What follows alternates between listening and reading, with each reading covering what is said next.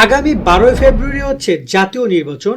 এই জাতীয় নির্বাচনকে ঘিরে বেশ কয়েকদিন স্কুল কলেজ বিশ্ববিদ্যালয়গুলো বন্ধ ঘোষণা করছে শিক্ষা মন্ত্রণালয়। কতদিন বন্ধ পাচ্ছে শিক্ষার্থীরা, সেই প্রশ্নের উত্তর আমরা দিচ্ছি। কেউ বলছে 5 দিন, কেউ বলছে 6 দিন। হ্যাঁ, বেশ বড়সড় একটি বন্ধই কিন্তু পাচ্ছে। তবে এই বন্ধটি সবার জন্য হলো, শিক্ষা প্রতিষ্ঠান একটু অন্যভাবে এনজয় করবে। শিক্ষা প্রতিষ্ঠান বলতে এখানে প্রাথমিক, মাধ্যমিক, উচ্চ মাধ্যমিক এবং বিশ্ববিদ্যালয় পর্যায় পর্যন্ত বোঝানো হয়েছে।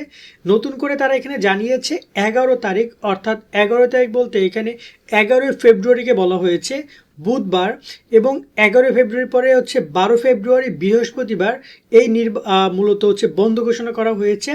মানে বুধবার এবং হচ্ছে যে বৃহস্পতিবার বন্ধ, নির্বাচনের আগের দিন এবং নির্বাচনের দিন।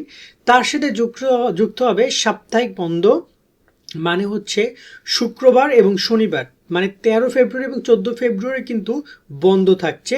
টোটাল এখানে প্রায় 4 দিন শিক্ষার্থীরা বন্ধ পাবে তাদের স্কুল এবং কলেজ।